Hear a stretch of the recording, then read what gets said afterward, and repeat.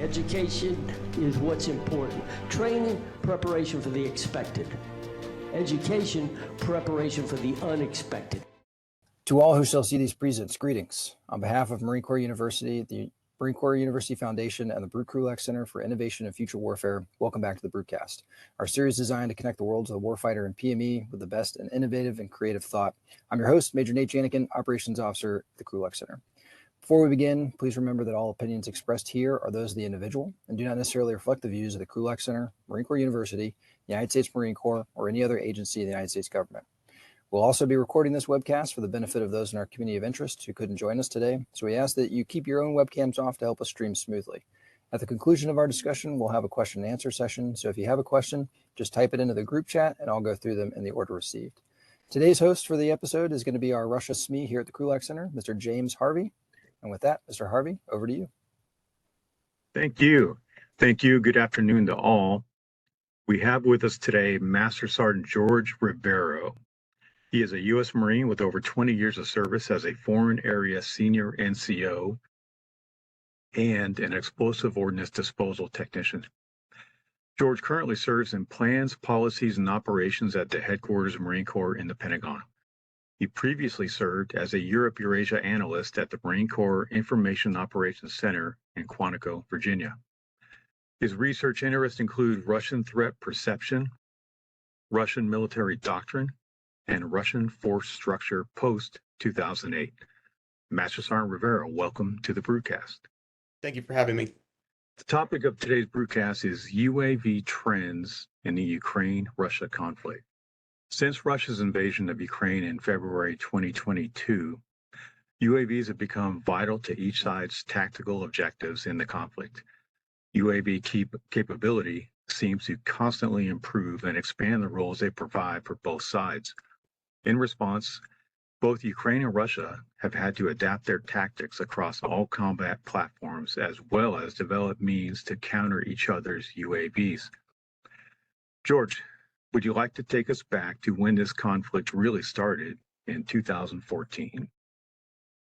Yeah, of course. So I was actually in Afghanistan when this the operation began in Crimea in February 2014.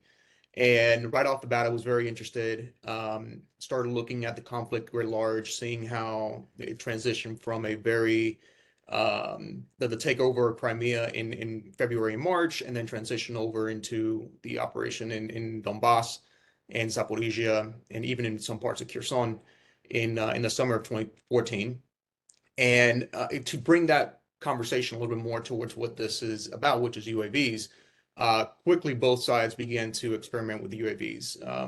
The Russian side had already learned some of its lessons learned from Georgia in 2008, which was that UAVs were critical in enabling some of its dynamic targeting and what they call the reconnaissance strike and reconnaissance complex. So they started utilizing this 2008 platform to be able to supplement some of the needs that they needed. Ukraine also began experimenting with some of the UAVs. For example, there was a civilian group called Autorozivka, which was kind of a civilian-ran organization which provided drones like the R-18 to Ukrainian forces in Donbass. That matured significantly as 2020 or 2014 continuing to 2021. Some of the units began receiving A1A Furia, which was another drone platform. The Leleka 100, which is another one of those organic Ukrainian platforms. But these were kind of far in between. They were not really prevalent across the Ukrainian forces. They were at the brigade level, not at the company and not at the company level or even at the battalion level. So these are kind of a not a very abundant resource that the Ukrainian had. So kind of moving forward into the full-scale invasion in 2022, and I want to reiterate this is kind of a continuation invasion. The original invasion was in 2014. Ukrainian forces began utilizing some of these UAV assets that they had organic to the artillery divisions, which when I say division, I'm talking about battalions. That's what they call their artillery battalions. but again, far and far in between. They didn't really have much. Give you a kind of a very small, quick case study. The 72nd Brigade, which was one of the brigades that was defending north of Kyiv, the artillery grouping had 4 divisions that were defending north of Kyiv. One of the division, which was the first division, was on the east side of the river in Brovary. One really interesting case study, kind of observations of how Ukrainian civilians actually started using UAVs when the Russians invaded, was the civilians that had a commercial or commercial UAV that they bought for themselves for like sporting events or whatever. They actually started a WhatsApp and Signal group where they were actually pushing their UAVs up and transmitting and talking amongst each other what they were seeing as far as Russian movement. They were actually got in contact with the 1st Division's CO, which was a lieutenant colonel, and started transmitting some of that information to the artillery groups. And if you guys remember, in around March 7th or March 8th of 2022, about 2 weeks after the invasion started, there was a huge Russian convoy from the 90th Tank Division, I think it was the 6th Regiment, that started moving east towards the Ukrainian capital, and they were hit with artillery munitions. That's a very interesting case study, because that was actually Ukrainian civilians that were transmitting information back and forth with Ukrainian military, which I thought that was very interesting. Fast forward a couple months, in May, I don't know if you guys remember, if anybody remembers the famous wet gap crossing that the Russians tried to do in Donbass, which ended in catastrophic losses. I think they lost something along the lines of 2 BTGs worth of equipment and personnel. That was enabled by somewhat persistent ISR coverage of the area, which I thought that was incredibly useful. Now, as far as the Ukrainians are concerned, they actually used Bayraktar TB2s in the beginning of the operation, and they also used it in Donbass a few months earlier. I think the first strike that I saw from the TB2s was around September, maybe October of 2021, soon after Zapad 21 concluded on a I'm sorry? Were some of those strikes actually on or in Russian territory in 2021? No, everything that I saw was about against D-30 artillery batteries in Donbass proper. And again, that was soon after Zapad 21. Yeah, and this is definitely a very interesting point, because on the Russian information side, they were very, very upset that this was a new capability that the Ukrainians now had. So yeah, that was very interesting. It's something that I saw right away, because they were not very happy about it. So through 2022, the Ukrainians began to really see what capabilities persistent ISR can provide for them using commercial off-the-shelf drones. In July of 2022, I want to say July or August, President Zelensky came out and said that he was going to build a army of drones, which kind of made it a priority for some of his forces to start establishing a more robust drone doctrine, how they're going to use drones, how they're going to be able to bypass some of the tariff laws that they had, some of the import restrictions that they had, so they can actually build more drones. So fast forward, drones were used in Kherson in 2022. Drones were definitely used in Kharkiv, on the big counteroffensive in Kharkiv in September of 2022. As a matter of fact, I highly doubt that without the use of drones, that something like that would have been able to occur, simply because the reconnaissance capabilities that they were able to introduce and be able to see that there was huge gaps in Russian lines, even at the operational depth. Without UAVs, I don't know if they would have been able to do that. So this was definitely a multiplier that they were able to use. So that takes us into 2022, late 2022. On the Russian side, even though I mentioned that in 2008, the Russians had seen the capabilities of established drone doctrine and what they can do for the reconnaissance strike complex, utilizing Toshka-Us and Iskander missiles. They were very late in the game as far as being able to buy into what commercial off-the-shelf ISR capabilities can bring into the force. And as a matter of fact, the Russian MOD was very reluctant to allow its soldiers to actually do what the Ukrainians were doing, which was just buy their own drones and fly them. It wasn't until probably late 2022 that they kind of changed their mind, reluctantly changed their mind, but they still did. At this point, Ukrainian forces were using UAVs in a very ad hoc manner, meaning, a soldier that was going to the front lines, he will buy his own drone, and then all of a sudden he's flying his own drone in the front lines. But there was not really much as far as structure is concerned within the Ukrainian forces. That quickly changed around January 2023. We started seeing the Ukrainian MOD coming out and saying, no, we're going to create our own drone companies in our brigades. That today, fast forward to today, that has been increased to battalions and regiments. As a matter of fact, one of the regiments in Kursk, operating in Kursk with this new offensive that's going on in Russia, it's the 14th UAV Regiment. Again, a UAV regiment that is providing forward reconnaissance ahead of troops and has been actually very, very beneficial for Ukrainians. As far as Ukraine is concerned, Ukraine has shown remarkable adaptability across the entire war period, where they're very good at creating, adapting to the situation and actually bringing new capabilities and innovation to the battlefield right away. Where the Russians are kind of competing and actually winning in this sense is that then once the Russians adapt, which normally takes longer than the Ukrainians do, they're able to introduce industrial capacity and then overtake as far as scale is concerned. That's where the Russians are being better than, or doing better than the Ukrainians. Go ahead, sorry. So the pendulum has swung a little bit, maybe, or have the Russians essentially just caught up to Ukrainian capability?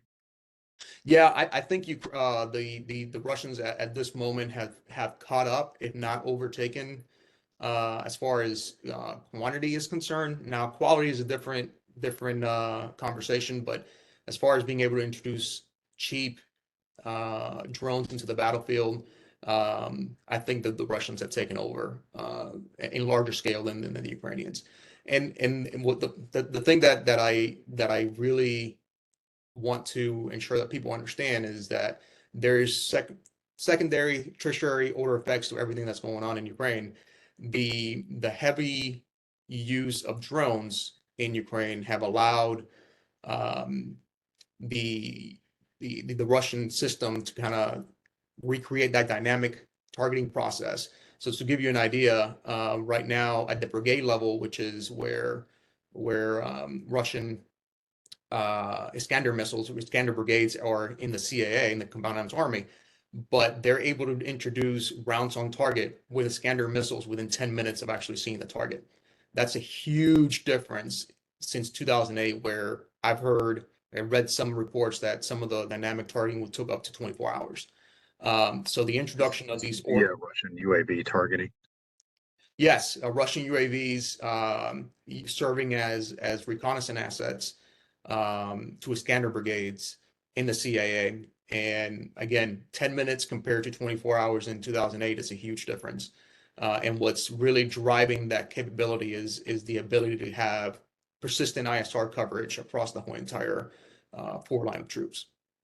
So ISR, we've all seen the videos of, even on YouTube, of Ukrainian drones being used to drop various munitions, even literally chase an individual Russian soldier on the battlefield. What are the TTPs for the current TTPs, or for how they're using their UAVs in addition to ISR? Right. So first of all, I really want to reiterate, Russia and Ukraine are artillery armies. There's some of the guys over in Leavenworth, they mentioned that, or they describe it as Russia is a artillery army with a lot of tanks. And I think that's very, very, very true. Russian maneuver is set around artillery batteries, artillery support. So the primary role that they're doing as far as drone is concerned is spotting ISR for artillery munitions, artillery batteries, and Iskander and Toshka U's firing units. That's the primary role that I see with drones. Some of the secondary roles and some of the TTPs that they're using hunter-killer teams, so they have multiple drones up at the same time in the same exact location across the foreign line of troops. One of the drones is kind of like the reconnaissance assets, and that could be an Orlan 10, Orlan 30, followed by a either a Lancet 3 that is a loitering munition, or another drone that is actually providing coordinates to the artillery battery or to brigade level assets that they may have. What we're seeing is also one of these drones finds a target, monitors the attack.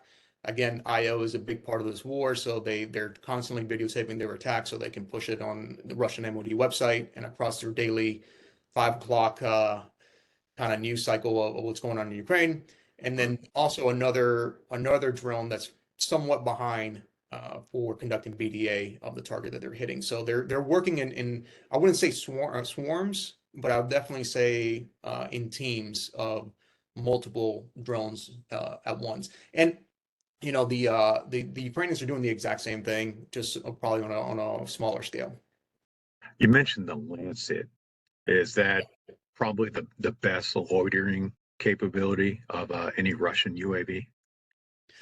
Yes, for sure, for sure. They I would say so. The Lancet has been fairly effective against electronic countermeasures. They're been hardened against electronic countermeasures. They've been effective throughout the conflict. They're using them against EW, Ukrainian EW sites. They're using them against suppression of enemy air defenses, so ground-based radar systems. Now, one of the biggest things that I've learned from this war and looking at it almost on a day, well, actually on a daily basis, is the cycle of adaptation is very robust. It sometimes takes days. Sometimes it might even take hours to kind of look at countermeasures that for what the other force is doing. One of the things that the Ukrainians have been doing recently, and I think it's fantastic, is kind of using decoys to be able to assist with this ISR, persistent ISR capability and loitering munition capability. So what they'll do is, for example, artillery. Artillery is very, very interesting because, like I said, artillery is kind of like the base of maneuver for Ukrainian and Russian forces. So what the Ukrainians are doing, and I've seen a few instances of this, it's not proliferated yet, but I've seen a few instances of this, is where they will fire a fire mission with artillery, and then they will move to their hot position or to a secondary position, and then they will actually, in the past, so let me rewind a little bit, the movement from the primary position to the secondary position, or from the cold to the hot or hot to the cold,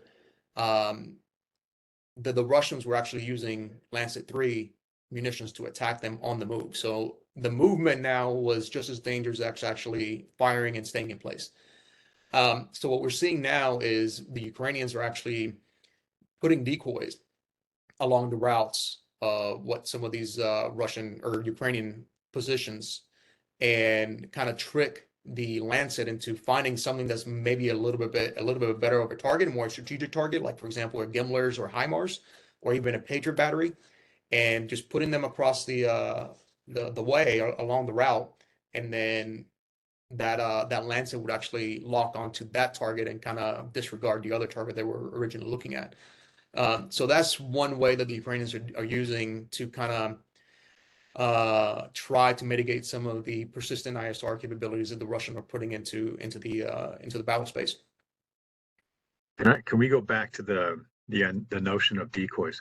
So Ukraine they've got multiple decoy variants. Is that right? Like you said, HIMARS, Patriot. Yeah, artillery. absolutely. There is a company in the Czech Republic, or named Inflatech, that has been building, and this is all open source. They've been building decoys for the Ukrainian military. There were Ukrainian companies that prior to the war dealt with like metals and that kind of factory conditions, and now they're building metal decoys for everything you can think of. M777s, HIMARS, Starlink terminals, um, um, tanks, F-16s. Literally, if These are we have, all out of the same Czech company. it's some of them are from that Czech company, and some of them are for indigenous Ukrainian companies. Um, but overall, everything that you can imagine that we have given to the Ukrainians, and even some of the Russian systems, they have decoys for them. Some of these decoys are very rudimentary, meaning like a 777 is just made out of metal. It looks like it's made out of metal, to very elaborate, exquisite technologies that are putting out heat signatures. They're putting IR signature. They're putting, like I mentioned before, I think some of them are even implementing Roomba-like vacuum cleaners that will actually move the tank, like a Abrams or a Challenger or a Leopard. They would actually move the tank at the same time that they are providing a signature that will confuse targeting processes. That is amazing. So a movable decoy that also emits various signatures. Yes, yes, and like I said, some of them are very rudimentary. Some of them are, M777s, even anti-tank missile systems, that are, a couple $100. But this is nothing new. The Soviet Union, and obviously the Ukrainian military has a very long history with the Soviet military. The Soviet Union was very, very good at decoy employment and tactical deception and strategic deception during the war. So the Ukrainians are doing the exact same thing, trying to become more survivable in the battlefield, and especially in the battlefield today, where you have persistent ISR pretty much across the whole entire line of contact. That gets me to my next point. A lot of folks that follow Russia, specifically this conflict, have said this is now officially a drone war. It's rendering armor obsolete, at least for the time being. Is that really true? Are units really able to use their tanks the way they want to use their tanks, or are they really limited to leaving those back in the rear and going forward with drones? Right. So this is a very strong topic in the Marine Corps. It's almost as dangerous as getting into an argument between a Yankee and a Red Sox fan. So I will tell you, from what I've seen, no, no. I think the argument of tanks are obsolete has been ongoing for decades. I think what we've seen in the battlefield is Ukraine has been able to exploit its breakthroughs, and Russia has been able to exploit its breakthroughs, however little they are, when they're using combined arms as a whole. If you have a tank that's driving by itself, kind of like what we did in Iraq and Afghanistan, or where we were driving tanks up a road with minimum protection, then yes, they're going to get hit. We can also have the argument that everything is getting hit in the battlefield. Infantry in the open is getting hit. Infantry in fortifications is getting hit. Infantry fighting vehicles are getting hit. Equipment across the board is getting hit. So I I don't believe in this notion that just because tanks are getting hit and just kind of hand wave tanks as like, oh, that's obsolete, while bypassing all this other evidence that we're seeing of other systems getting hit at the same rate as tanks are. I just don't buy it. Go ahead. What what protection do they have? I'm assuming that the Russians have developed various sort of cages and protection that'll maybe detonate a drone before it actually hits what it's aiming for in the turret and such. Right. So the Russians are coming out with this turtle tank. It's what a lot of people call them is the turtle tank. Mhm. And these are kind of on social media, people laugh at it, but they're actually very effective. Very effective. These things are soaking up um, drones, drone hits, probably in the tens, if not more. Um, before they even get to the line of contact, and their mine rollers are hitting mines, and they're still pushing. So they're effective. They are very strong in meaning that they are continuing to push even after taking multiple hits from FPV drones, from loitering munitions, and everything in between. And they're actually using them almost as a like a point man in the front of a attacking force. And regardless of how funny they look, or if they belong more in a Mad Max video or film, they're actually effective. They're using counter drone EW to suppress some of these systems before they hit. The additional cages that they're putting around them are effective against some of the FPV drones. So again, some of these arguments that tanks are obsolete or anything else, I think they're a little bit premature. But you know what? If you want to believe that tanks are obsolete, there's also a great case study that the Russians are providing right now. The Russians are using electric bikes, motorbikes. They're using dune buggies and scooters to attack forward Ukrainian units. And let me tell you, the results of this are the opposite of good. They're not doing well. You mentioned EW. If we're going to talk UAVs, we have to talk counter UAV techniques, EW. Are both sides adapting proportionally to EW capabilities against UAV attacks? So yes. So UAVs, or I'm sorry, EW is prevalent across the battlefield. However, I will caution some of the observations that we're seeing in some of the reports is, yes, they're prevalent, but they're not all inclusive, meaning there are gaps. Russian EW has suffered tremendously from extreme fratricide in the past, meaning that they're jamming not only Ukrainian equipment and American and Western equipment, but they're also jamming their own equipment. So the EW capabilities that the Russians are putting in place are both truck-mounted EW and man-portable EW, and they're effective. But the Ukrainians are also able to find gaps in coverage, and they're able to exploit it. Are they sending out basically a swath of EW frequency and such? Yeah, to protect some of their command posts, their critical infrastructure, some of their more important vehicles. So the tactical EW like we would have in Iraq and Afghanistan, like truck mounted EW, kind of like the Thor systems that we used to carry in Afghanistan on our backs. They're employing similar equipment to that. But that's not to say that EW is ineffective, by no means. I think as of last year, RUSI was reporting that Ukraine was losing about 10,000 drones a month in the front lines. I suspect, I can't verify it, but I suspect that number is significantly higher today, just because proliferation of drones have become even more effective today. I would say a large percentage of that, I would say more than 60%, is being down specifically with EW. So EW is effective. However, there are more than 60. I would say more than 60% is being destroyed or brought down or jammed by EW capabilities that the Russians are employing.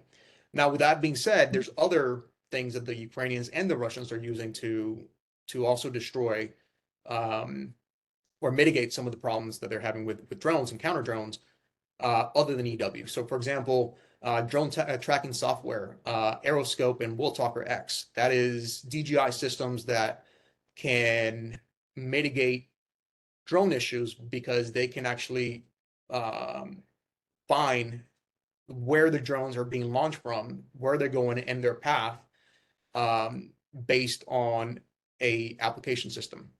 So that comes into question because now, if you know where the drone feed is coming from, now you can engage it with artillery, because most drones, not all, but most drones are within artillery engagement zones. So you're talking about where the operator is physically sitting and controlling the drone. Yes. So now you can engage the operator with these systems that are giving you almost a 10-digit grid where the connection between the drone and the receiver is coming from. So that's a problem that they're actively using in the battlefield. Nettings and wire screens are another effective way that Ukrainians and Russians are mitigating some of their fighting positions, specifically with artillery, self-propelled artillery. They're actually hardening their positions with wire screens, nettings, and they're actually catching systems like the Lancet before it actually hits the enemy equipment. Are the operators, do you know where are they physically located typically, say for the Ukrainian side? Are they in an as hard a site as they can make, or are they actually mobile? Do you know? So both.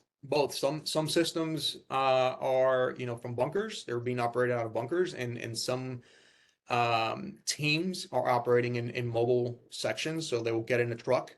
They will, specifically at night, they will get in a truck. They will travel closer to the front lines as far as they feel comfortable. They will get out. They set up their equipment, which is a network. So they start scanning for drone feeds overhead. If they find something, they're not deploying their teams, obviously, or their assets, obviously. Once they feel relatively safety in the area they're operating in, then they'll launch their system, engage, do the reconnaissance, either anywhere between 15 minutes to an hour, and then they'll come back and break their CP apart, and then get out of that area, and they'll travel another 30-40 minutes in a different direction and do it again. So these are mobile teams that are effective, up to date. And another thing that not a lot of people are talking about is Ukraine currently employs about 50,000 soldiers in what they're calling these mobile air defense units, which they're using Soviet-era anti-aircraft guns to engage Shahed 131s, 136 Russian systems. They're being effective in a way. They're being effective, but these are 50,000, roughly about 50,000 soldiers that Ukraine is now using within Ukraine to be able to defend against this threat, where they will probably be a lot more useful in the forward brigades. But it just goes to show you how important the drone and counter drone talk is in Ukraine right now. As it progresses and changes and adapts, do you know if either side has successfully implemented AI into UAVs? So I have not seen much AI when it comes to this war in Ukraine. Not saying that this is not going to be more in the future. There are some people talking about integrating AI into drone systems, specifically FPV drones. That way, the electromagnetic, the counter EW systems that the Russians are employing in some of their tanks and some of their infantry fighting vehicles kind of gets bypassed, because AI can take over in that terminal phase of guidance. So instead of losing their drones in the last 100 meters before they get to a target, now the AI takes over and can self-guide into the target, and that's important. But other than hearsay, I haven't really seen much of real AI being incorporated into these systems, and brings up another point. One of the attractiveness of drones, specifically when talking about commercial off-the-shelf drones, is how cheap they are. The more things you add onto it, thermal cameras, AI capabilities, hardening against EW, the more things you add onto it, now that cost factor increases significantly, and it may not be as attractive anymore as it was before. You mentioned guidance. Is there any sort of Ukrainian guidance technique that is essentially EW proof that you've seen? No, and even if it was, I'm fairly confident that will be classified, and I definitely wouldn't be able to talk about it. No, let's not talk about that. Yeah. So Russia has ramped up its domestic production of UAVs, something it was severely lacking prior to February 2022. Mhm. You mentioned the volume is greater than that of Ukraine, or that they can produce domestically, but perhaps the quality not as good. Is it sufficient, do you think, on Russia's behalf to keep on producing the quality of UAVs that they're producing to sustain themselves UAV advantage on the way forward? Yeah, so that's a good point, and that's a good question. So we've seen a very interesting approach to UAVs on both sides, in that you have your very bureaucratic government side that's producing UAVs, and there's also a crowdfunding aspect to this war, in that a lot of these units are incorporated into the Ukrainian and the Russian military, but they're also crowdfunding to get a lot more UAVs. There's distinct disadvantages and advantages to this. One advantage, for example, is if you're being crowdfunded, if you're sitting in the front lines in, let's say, Zaporizhia, and you're being crowdfunded and you have a very strong logistics footprint behind you, you can call your buddy in Kiev and say, hey, the Russians are now they're jamming this frequency. Can you do this for me, or can you do that for me? And within days, sometimes hours, you have a replacement, because you don't have to go through the bureaucratic steps. Hours, yeah, you don't have to go through the bureaucratic steps that is needed when you're looking at government operations. The disadvantage of this is, one, there is an inherent need to be able to showcase what you're doing with people's money. So the plethora of what we're seeing on social media is from these units that are, pushing all these videos to showcase what they're doing. That way they can actually get more money. That's why they always have a little insignia in the bottom of what unit it is that actually did that strike. And that's not a bad thing. They're doing what they're doing to be able to sustain operations, and I get it. But that gives you a little bit of distorted view of the front lines, and either you're not seeing other units that are using other equipment that may be effective, or something in between that you're not seeing it. But to answer your question, I think both sides are in line right now to be able to sustain the production capabilities that they currently have, Russians and the Ukrainians. The question is, how effective are UAVs going to be in a year? How effective UAVs are going to be in 5 months? I don't know the answer to that. Some of the systems that we saw in the past that were very effective in one war doesn't necessarily translate to being effective in another war.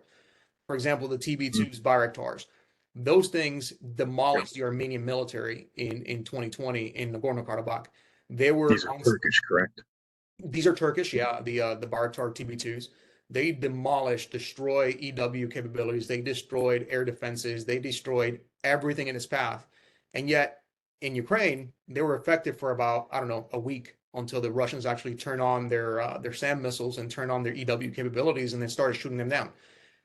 By, I want to say, the end of March of 2022, a month and some change after the invasion had started, the 24 Ukrainian TB2s have practically been destroyed.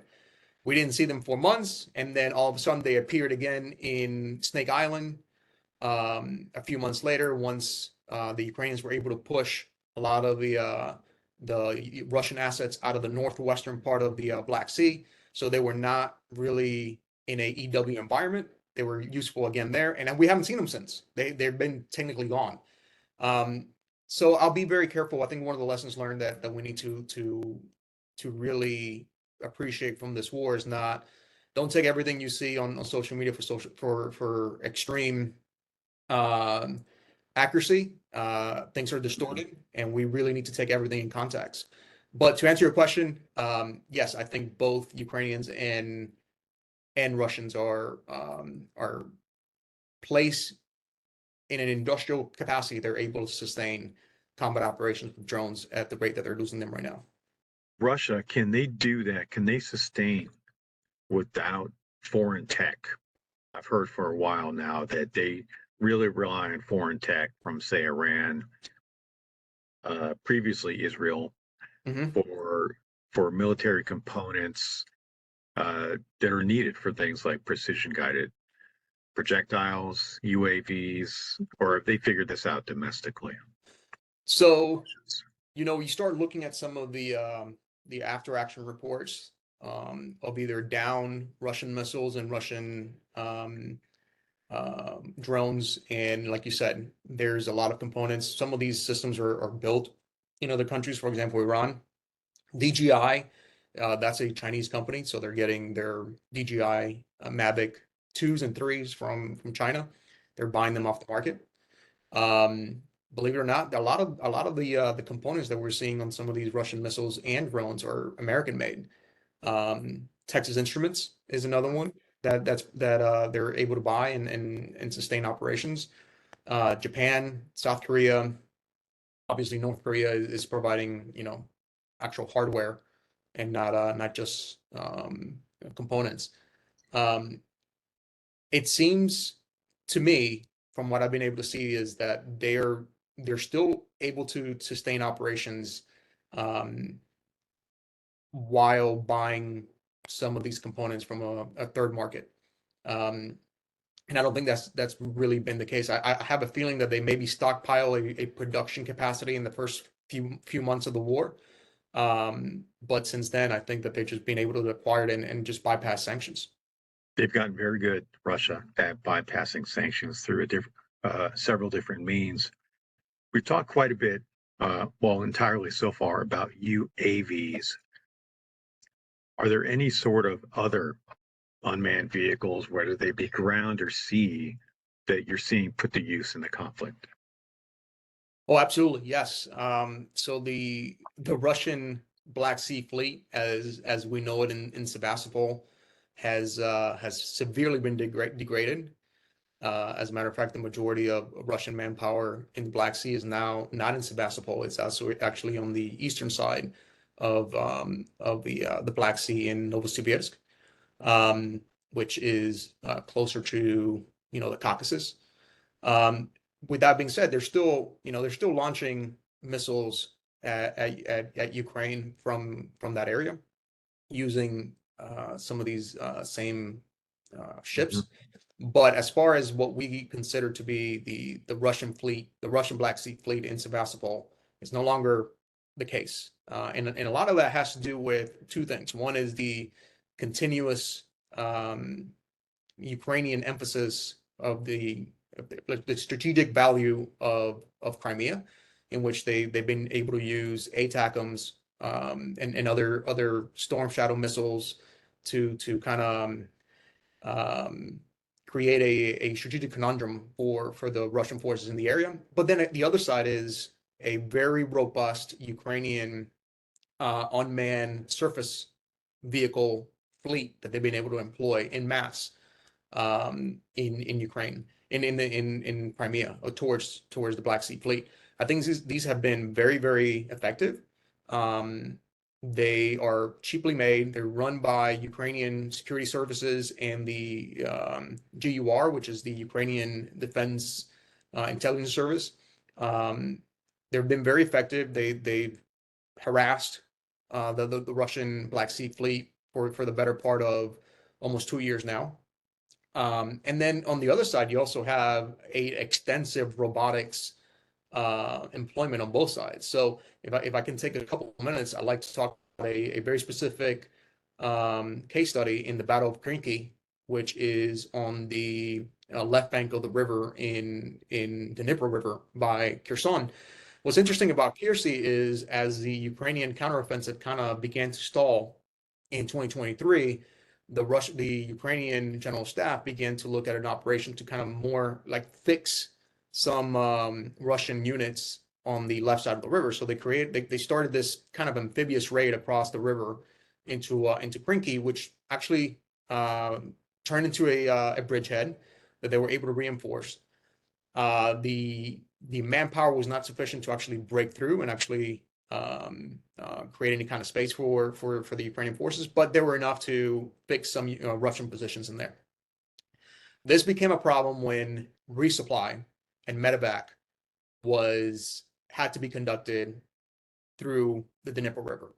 The first couple weeks, they tried it with boats, and it did not go well. These boats were highly vulnerable. They were getting hit almost as soon as they left the right bank of the river, and resupply and logistics became a huge problem.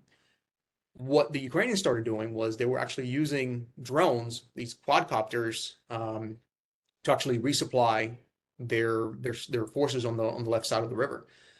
That was very interesting to me to see, food, water, ammunition being flown with a UAV across the river, and then going into resupply some of their forces. Fast forward a few months, Krinky is now abandoned. The Ukrainians actually went back onto the right side of the river, but in earlier this year, in around May, when the Russians started doing their counteroffensive or their offensive in Kharkiv, one of their companies was cut off from the main Russian force in Vovchansk, in a plant in Vovchansk. And what the Russians were actually using was the same exact methods. They were using UAVs to resupply some of their forces, and some of the medevacs were actually being done by ground robots. So the ground robot, it almost looks like, if you remember the EOD black robot, the Talon, a little bit bigger than that, with 2 tracks. The hatch would open, and there will be a handle, and then the Russian soldier would just hold on to the handle, and then the robot will take it over to the other side of the line where Russian forces were actually positioned. So they that would was drag an individual soldier back. Yes, get yes, they treated. will drag the individual soldier back. I've seen very, very interesting anecdotal evidence of Russian, Ukrainian robots working in tandem with UAVs. So the UAV will come out, they will do their reconnaissance, they will find in an area where they didn't think there was a trench line, they will find an opening to a trench line, immediately dispatch a robot with a TM62 anti-tank landmine. The robot would actually go on top of the entrance of the trench line, detonate, and kill everybody inside.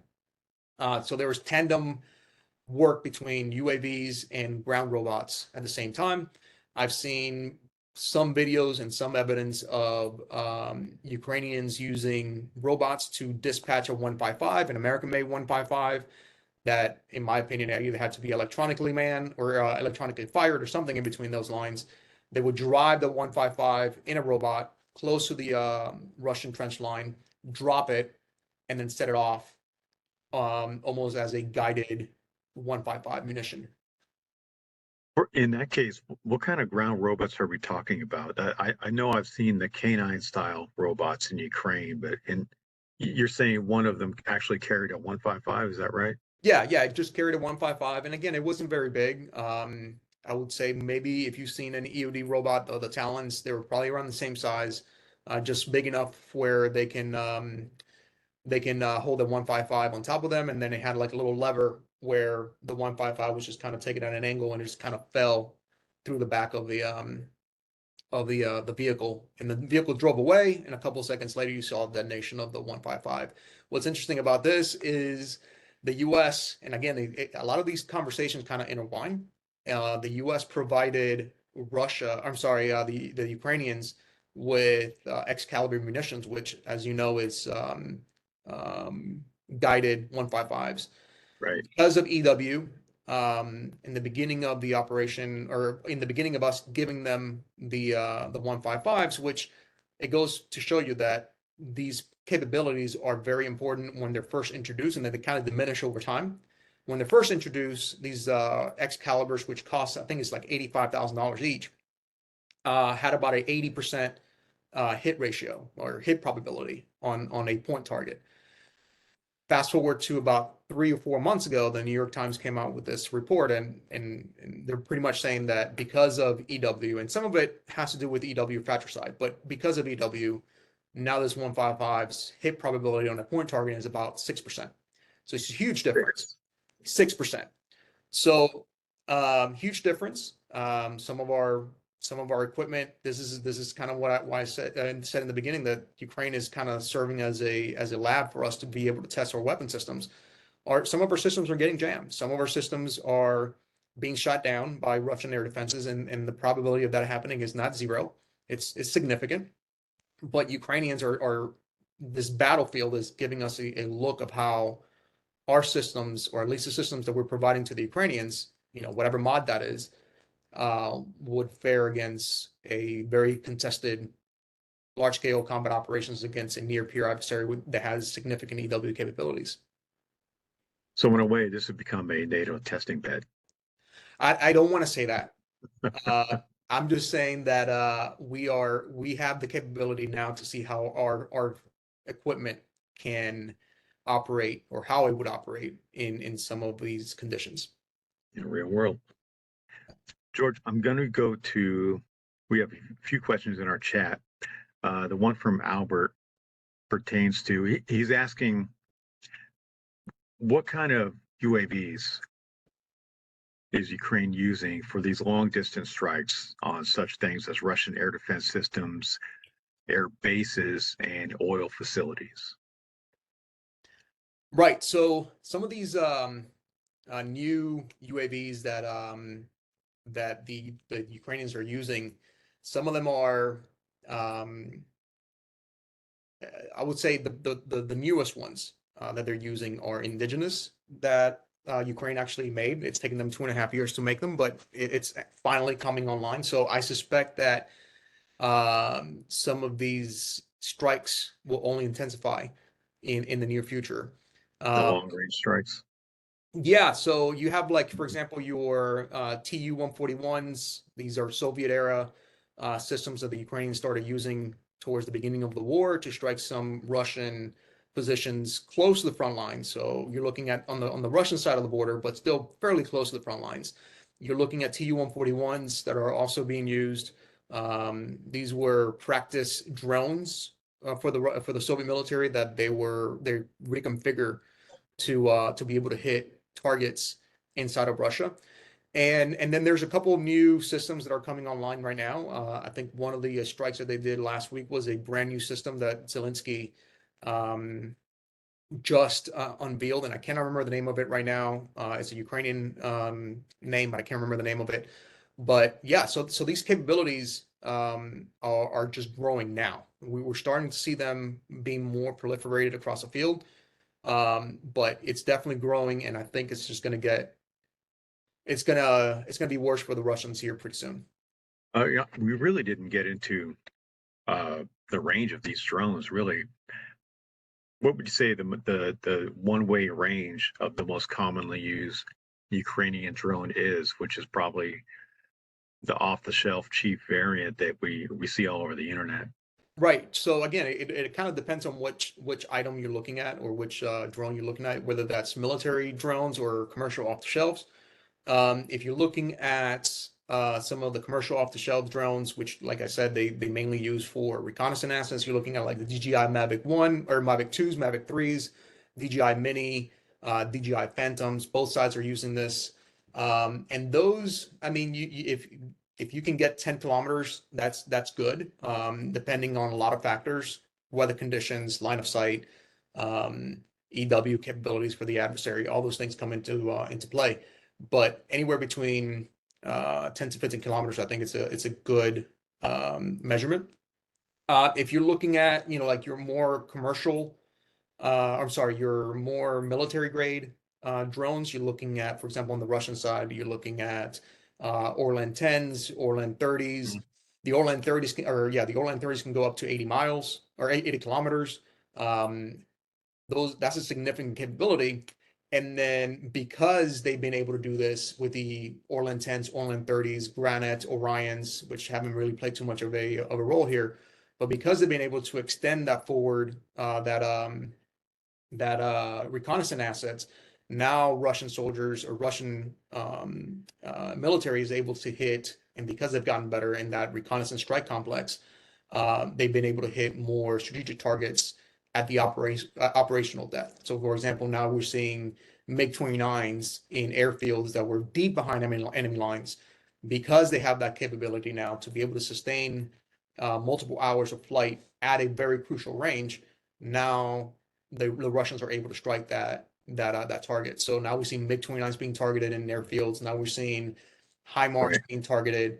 And yeah, I think that the dynamic targeting process that the Russians have been able to do because of UAV capabilities have significantly improved over time, and they're just getting better. Lieutenant Colonel Bailey's got a question from our chat. He's asking whether or not UAS or UAVs have ever been used for airborne communications relay. Yes.